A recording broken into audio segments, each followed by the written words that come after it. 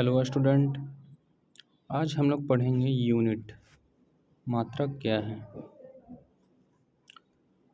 तो किसी राशि को मापने के लिए उस राशि के समान प्रकृति वाले चुने गए मानक को मात्रक कहते हैं हम लोग।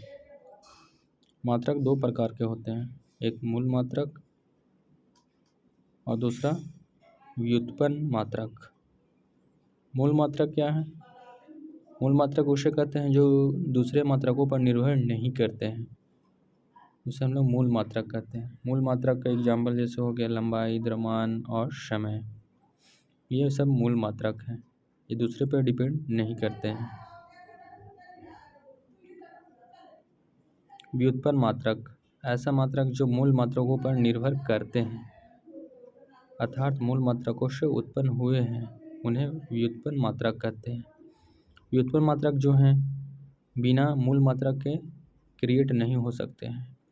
जैसे क्षेत्रफल का मीटर स्क्वायर होता है, आयतन का मीटर क्यूब होता है, बल का न्यूटन होता है, ये सब मूल मात्रक पर डिपेंड करते हैं। ठीक है।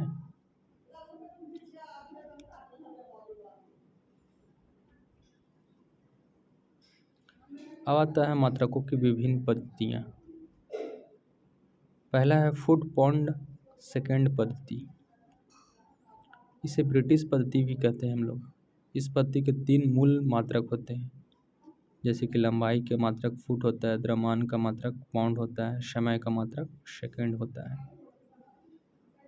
जैसे चाल के हमें लिखनी है FPS में, क्या होता है यूनिट, पूछ देगा आपको कि चाल का FPS में यूनिट क्या होती है।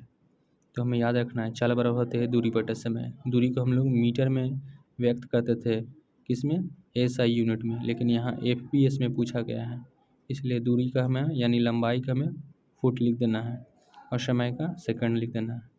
तो यहाँ FPS में चाल की मात्रा क्या हो जाएगी, फुट पर सेकंड। ठीक है।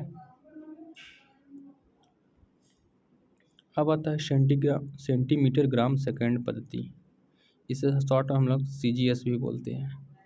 इसे हम लोग दशमलव पद्धति भी इसे कहा जाता है या मीट्रिक पद्धति भी कहा जाता है।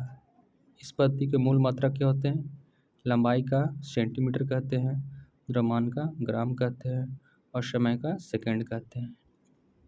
FPS में क्या होता था, लंबाई के लिए फुट होता था, द्रव्यमान के लिए पाउंड होता था, समय के लिए सेकंड होता था।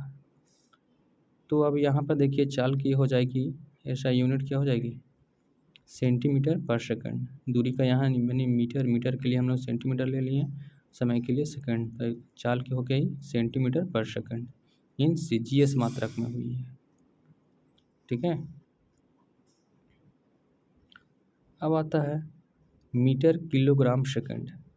ठीक है, इसे हम लोग शॉर्ट में MKS भी कहते हैं।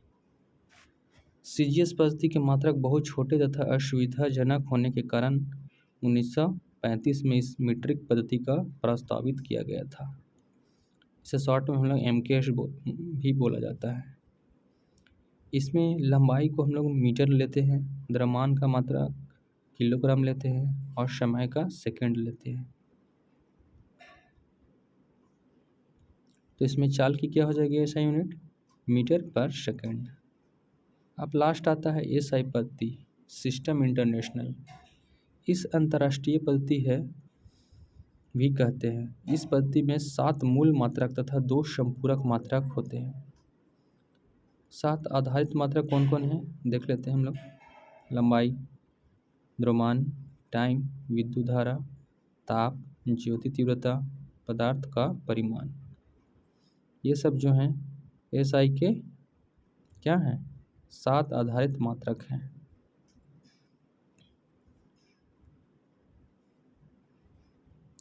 SI के संपूरक मात्रक समतल कोण होते हैं, जिसका यूनिट रेडियन होता है, ठोस एंगल होते हैं, सॉलिड एंगल जिसे कहते हैं, यानी इसका यूनिट होता है स्टेरेडियन।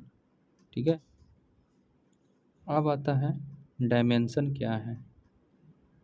तो देखिए दोस्तों, डायमेंशन क्या है, विमा जिसको हम लोग हिंदी में बोलते हैं। किसी भौतिक राशि का मात्रक प्राप्त करने के लिए मूल मात्रकों पर जितने घात पावर लगाए जाते हैं उन्हें उस भौतिक राशि को विमा कहते हैं। इसे व्यक्त करने के लिए भौतिक राशि को बड़े ब्रैकेट के अंदर लिखा जाता है। किसी राशि को विमा को व्यक्त करने के लिए सबसे पहले हमें याद रखना होगा, लंबाई को L से डिनोट करेंगे, द्रव्यमान को M से डिनोट करेंगे, समय को T से व्यक्त करेंगे, सूचित करेंगे। जैसे क्षेत्रफल का क्या होता है फॉर्मूला, लंबाई इंटू चौड़ाई, तो इसका क्या हो जाएगा, लंबाई का L होता है और चौड़ाई का L, तो हो जाएगा इसका डायमेंशन L स्क्वायर। इसका कहने का मतलब है क्षेत्रफल की जो विमाएँ की लंबाई जो हो गया मीटर लंबाई में क्या हो गया 2 है। उसी तरह संवेग का देखिए, संवेग बराबर होता है द्रव्यमान इंटू वेग, द्रव्यमान का हम लोग m ले लिया इंटू वेग को फॉर्मूला लिखे हैं यहाँ पे, विस्थापन बाय समय, विस्थापन का L होता है यानी मीटर, विस्थापन कैसा यानी मीटर होता है, मीटर के लिए हम लोग L लिए। अब इसका डायमेंशन क्या हो गया, mL T के पावर -2।